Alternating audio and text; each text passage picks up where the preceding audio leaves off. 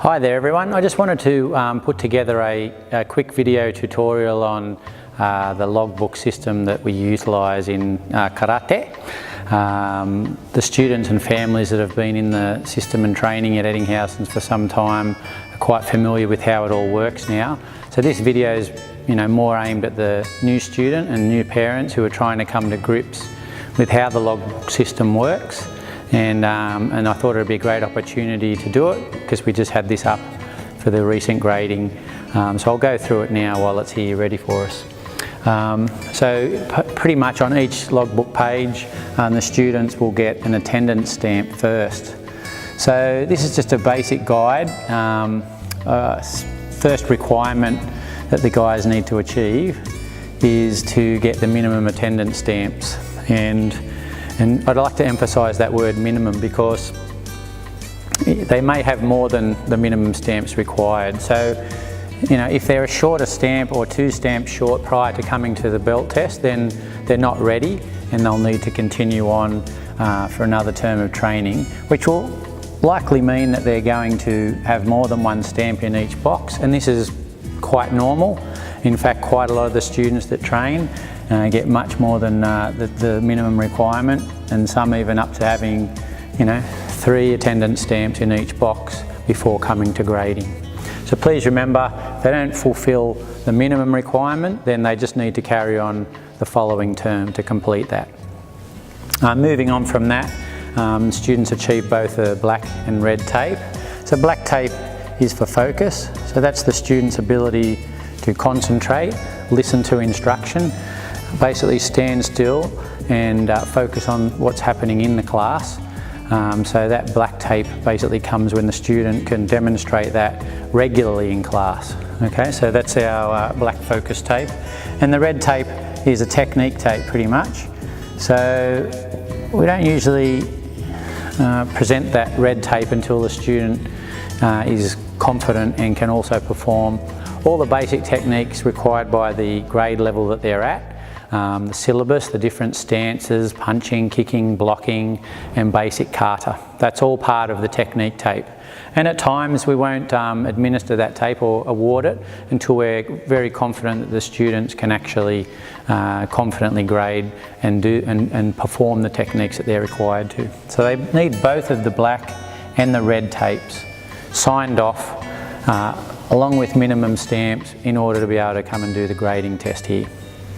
There's just one more requirement that comes in when the student is orange tip level and above. So that's the orange belt with the white stripe, and their intention is grading to the full orange belt, and that's when the ASKL competition becomes a compulsory event. So without participating in one of the term events, the child has to wait until they actually can participate in that comp. So that compulsory competition cuts in at orange tip and obviously is in place for every belt after orange tip up to the junior black belt or black belt level. So that may mean if they're grading twice a year that they're going to need to attend 2 of those competitions as a minimum. Yep. The ASKL workshop is a non-compulsory event for all students. That's never going to be compulsory. It's basically extra training. It does put the child in an eligibility position for possibly being considered for a double belt grading. Okay, so in order for them to be eligible for that, they need to attend both workshop and comp, plus all the other requirements, and that's what they need to have in order to be considered for the double belt test. As the grades progress and the student becomes more into the silver and gold and black book levels, in all honesty, the double grading is probably much less happening because there's so much work that the children need to actually have mastered by then, and by pushing them through 2 belts, it often just means they're put more under the pump, they actually get behind, and then it makes it a little bit harder for them to actually be able to perform what they need to do at those higher levels. A lot of people ask why does the logbook not fully work within the school term. For example, a new student starting week 1, gradings are held in week 9, so basically in the first term of training, no one will probably ever reach the 10 stamps. However, with competition participation or workshop, they do actually get awarded different stamps for attending the workshops and competition. So that may bring them up to the minimum requirement for grading. As you can see by these numbers here, the reason it doesn't fit ideally into every 10-week term is because as the books progress, and the grades progress I should say as well, the minimum required attendance stamps actually increases up to a point of where there's 50 as a minimum between certain belts, especially up in the black belt region.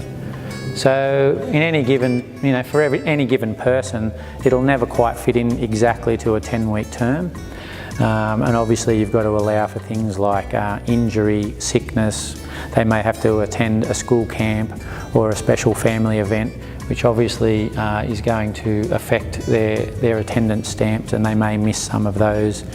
So don't get too worried about just reaching the minimum so the kids can grade. There's no pressure from the teachers for them to be pushed through the grading system, and if you want the children to wait and do a couple of terms before entering them for grading, that's quite normal and quite practiced. We actually get quite a lot of parents doing that, so they hold the children back a little bit, but the children are better off because they actually then get a lot more training time on the mat, which is what it's all about. So that pretty much sums up the criteria and how the logbook system works. This system goes right through the 4 levels: bronze, silver, gold and black. So I hope that's been a helpful little video, especially for our new families training. And if you have any questions, please email me at martialarts@ettingshausens.com.au. I'll see you in the dojo.